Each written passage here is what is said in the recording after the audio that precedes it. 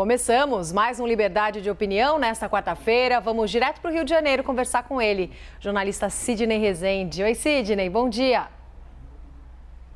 Oi, Roberta. Bom dia, senhoras e senhores. Um dia excelente para nós todos.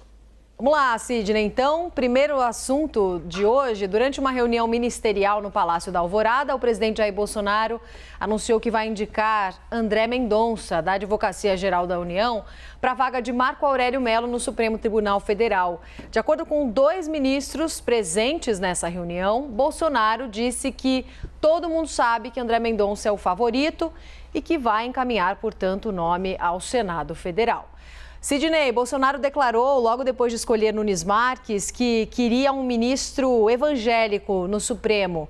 Na sua visão, pela formação de André Mendonça, qual foi o critério considerado pelo presidente nessa indicação? Político ou mais religioso?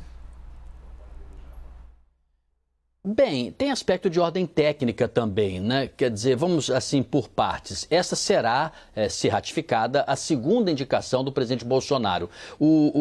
Anteriormente, ele colocou lá no Supremo e nomeou Cássio Nunes Marques, né? E agora André Mendonça. André Mendonça sempre teve muito bom trânsito na área da advocacia, na área jurídica. Ele é querido pelos juízes do Supremo Tribunal Federal, portanto, já tem essa facilidade. O nome dele vai ser levado ao Senado, vai ser levado ao Congresso e ele vai ter que, logicamente, responder as perguntas e tudo mais. Então, há uma certa naturalidade, vamos dizer assim, com relação à eventual indicação dele. Mas você me pergunta, é uma opção técnica, política ou religiosa? Olha, Roberta, usou-se de tudo um pouco, porque o presidente já usava essa expressão terrivelmente evangélico para dizer quem ele iria indicar. Então, está com esse escopo. Então, o presidente quer sim alguém que tenha aspectos de ordem religiosa na sua forma de pensar, para, quem sabe, ter votos mais adiante quando forem discutidas questões de comportamento, uma posição mais conservadora. E o André acaba incorporando-se a isso. Embora ele seja um pastor da Igreja Presbiteriana, uma denominação, ele estaria, vamos dizer assim, mais para a ala progressista, vamos dizer assim, do que a muito conservadora entre os evangélicos. Existe esse aspecto. Então, ele tem trânsito e isso acaba facilitando e pavimentando a sua indicação. Ele, por ser evangélico, atende ao que o presidente precisava e queria. E politicamente ele foi leal ao presidente e ultimamente até ele se desgastou, na minha opinião, de uma maneira equivocada,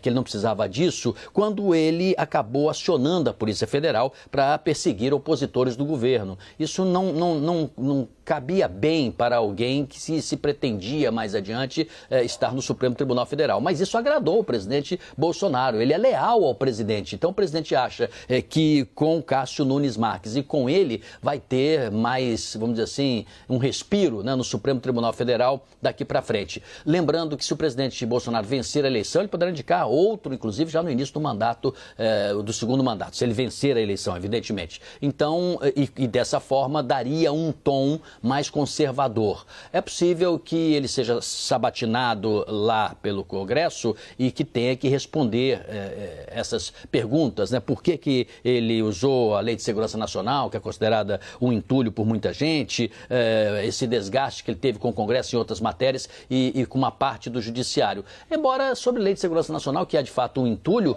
Alexandre de Moraes, que está lá, também usou da mesma forma, né? Ambos utilizando-se de algo, na minha opinião, condenável. Né? Essa Lei de Segurança Nacional realmente deveria ser retirada da forma como ela hoje permite a juízes do Supremo tomar a decisão que vão tomar. Acho que ele vai ser aprovado se o nome dele for indicado de fato de forma oficial. Agora, Sidney, na sua opinião, caso a indicação de Mendonça se confirme, o Senado aprove, como é que deve ser a atuação e a identidade dele, a identidade de Mendonça, no Supremo? Roberta, isso é interessante, né? Porque o leigo fala assim, quem indicou, de certa forma, exige que o indicado beije a mão eternamente daquele presidente que o fez. Não é bem assim. Pode ter gratidão do ponto de vista pessoal, pode ter identidade. Eu acho que ele é conservador. Óbvio que ele é conservador, ainda que seja da ala um pouco mais progressista entre os evangélicos, né? Em termos de comportamento. Só você ver os discursos de posse quando ele foi ministro da Justiça e outros discursos que ele fez também, entrevistas que ele deu. Então, o André Mendonça é conservador, ele é evangélico, de fato, ele tem esse viés, vamos dizer assim, mais para a direita, né? E isso agrada muito o presidente e o atual governo. Mas isso não significa que ele precisará beijar a mão depois de ser indicado, porque todos os demais foram indicados por outros presidentes. O que está saindo agora, Marco Aurélio, inclusive, foi indicado pelo presidente Collor. E ele tem parentesco, tinha parentesco com o próprio Collor. À época foi colocada como suspeição e está saindo agora, se não consagrado, muito respeitado. E em vários momentos tomou decisões que podia se dizer até que não combinaria com ele. Então, é um pouco cedo a gente dar uma aqui de já condenar alguém que indicado e empossado, se ele for mesmo esse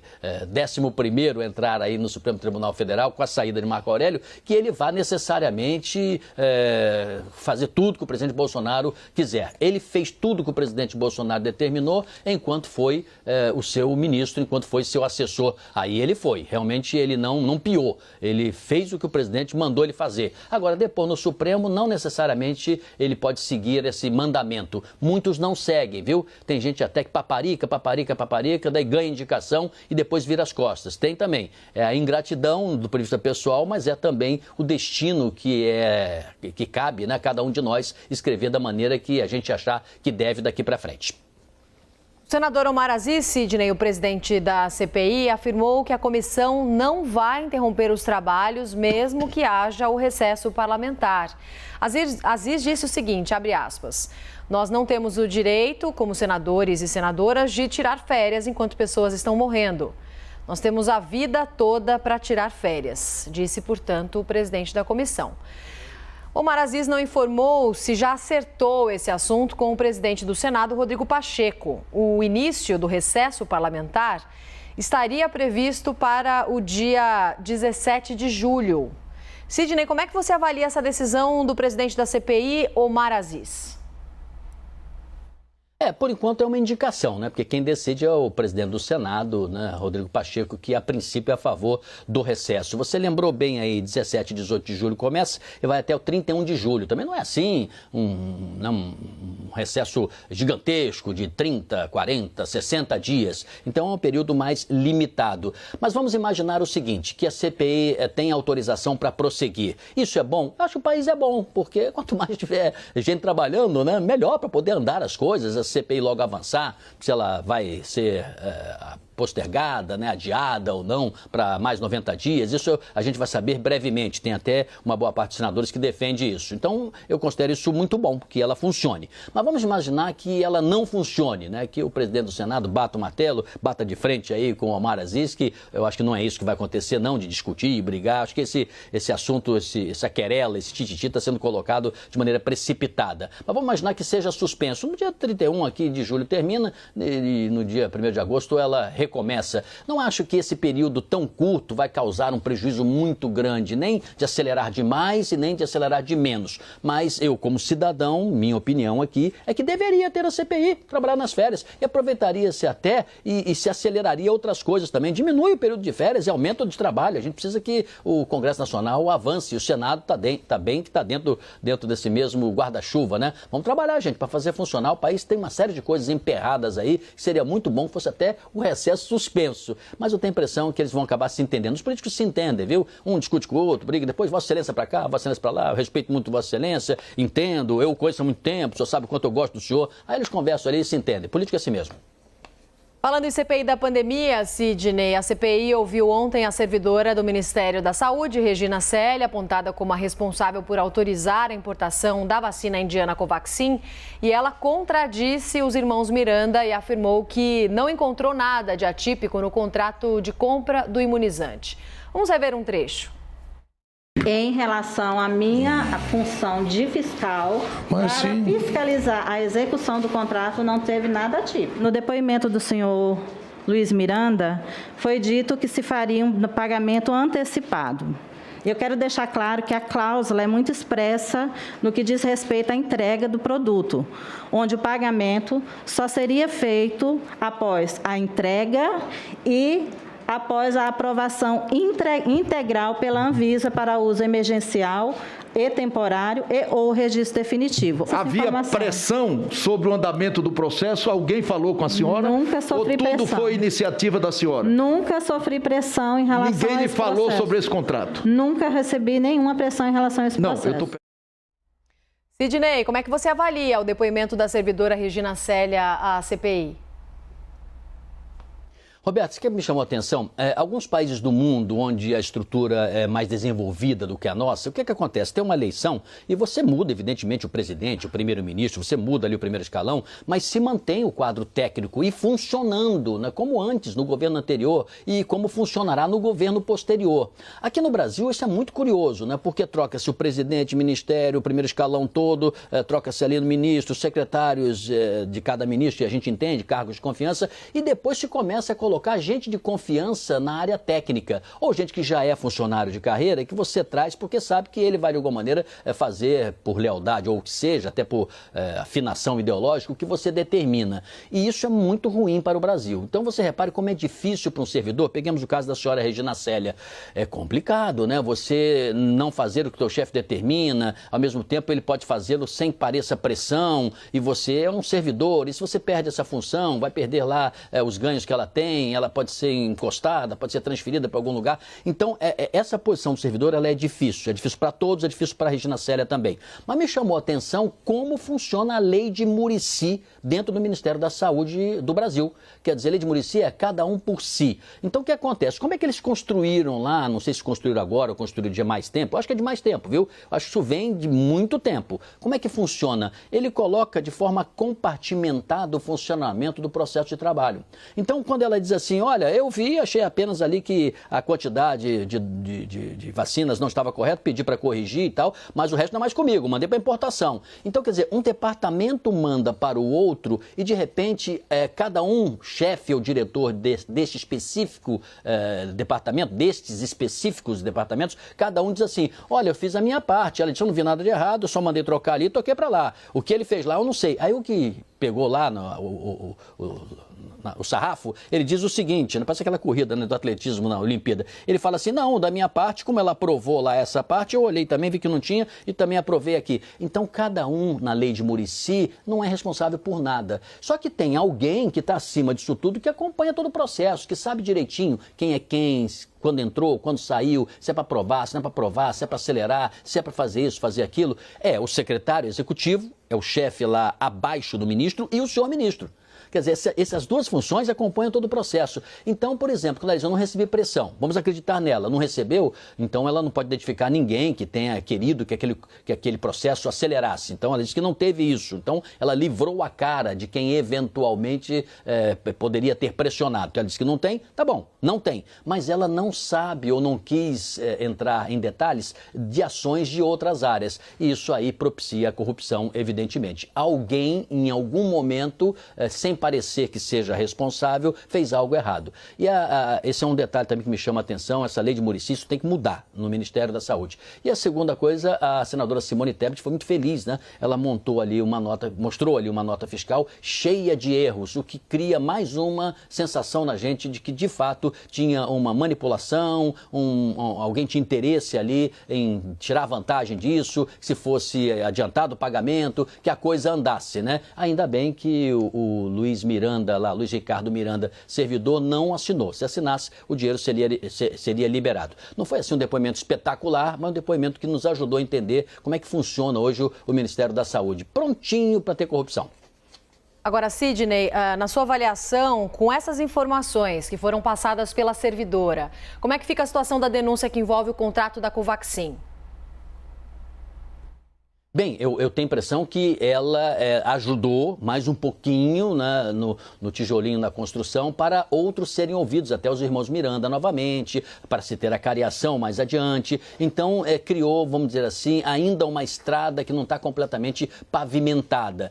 Como eu disse, não foi um depoimento espetacular, mas ela demonstrou ali como é que a coisa funciona. E isso nós não sabíamos. Nem os senhores senadores que conhecem bem o Ministério da Saúde tinham devido conhecimento. E ainda vai ter mais adiante, quando o deputado Ricardo Barros sentar-se ali naquela cadeira de depoente, uma série de coisas que ele precisará responder, porque muita gente suspeita que ele era um dos que indicavam, né, pessoas ali para, de alguma maneira, servir a certos interesses por indicação dele e do seu grupo político. E eu lembro que a Receita Federal está acusando agora o deputado federal Ricardo Barros, líder do governo na Câmara, de ter montado uma engenharia com empresas para simular operações financeiras e não ter comprovado a origem de depósitos bancários que somam 2.200.000 reais, de 2013 a 2015. Portanto, o deputado Ricardo Barros tem muita acusação contra si, mas ele garante que, neste caso aí, não tem nada a ver com isso. Mas a CPI vai chegar até lá. Covaxin, Ricardo Barros,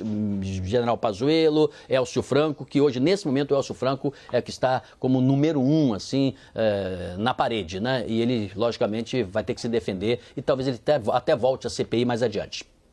Acompanhar hoje, Sidney, a CPI da pandemia, que vai ouvir nesta quarta-feira o ex-diretor do Departamento de Logística do Ministério da Saúde, o Roberto Ferreira Dias. A gente falou bastante sobre ele na semana passada, porque ele foi exonerado do cargo depois da denúncia de que teria pedido propina para autorizar a compra da vacina pelo governo federal. Lembrando que Dias, até agora, nega a acusação. Qual a expectativa para esse depoimento de hoje, hein, Sidney? Olha, Roberta, o seu xará masculino, Roberto, né, é inteligente, ele é preparado, ele é rápido no raciocínio, ele sabe ali como é que funciona aquilo que eu disse na lei de Muricy, né? Como é que funcionam os departamentos no Ministério da Saúde. Vai ser um desafio enorme para os senhores senadores. Se eles forem preparados, como foi ontem a senadora Simone Tebet, que brilhou, ela fez o dever de casa, né? Ela ajudou muito ontem a CPI. Se os senadores estiverem preparados para isso, vão fazer uma grande sequência de perguntas. Se não forem, o Roberto Dias tenderá a se sair melhor do que se imagina. Agora, repare, esse vendedor esse representante comercial, vendedor de vacinas aí, representando a Davat Medical Supply, né, Luiz Dominguete, aquele cabo da Polícia Militar de Minas, ele disse que esteve num encontro com o Roberto Dias num restaurante, lembra-se disso? E o Roberto Dias confirmou, só disse assim, não, eu não marquei nada com ele apareceu lá e aí ocasionou dele sentar à mesa e nós conversamos. Ali, certamente os senadores vão pisar isso e repisar, já de cara com o relator da comissão, Renan Calheiros. O Renan já vai perguntar, teve esse encontro? O Roberto disse que teve. Quem estava à mesa? Quem eram as pessoas? Qual era o objetivo do encontro? O que ficou tratado? O que foi discutido ali? Porque diz o Dominguete que ali foi só ratificado o pedido para que se fizesse $1 por dose, acrescentando-se ao preço inicial da proposta, para que se a vacina AstraZeneca e ela fosse importada, que se faria então uma espécie de colchão de corrupção. E ali teria se materializado isso, embora o Dominguete não aceitou, achou isso um absurdo e no dia seguinte mandou a proposta com preço antigo. Então, esta reunião é ponto sensível, mas não será a única questão que vai ser discutida. Eu acredito que se os senadores forem preparados, eles podem arrancar alguma coisa do Roberto Dias. Caso contrário, Roberto Dias é hábil o suficiente para escapar dessa, viu? Sidney, obrigada. Ótima quarta-feira para você e até amanhã. Até.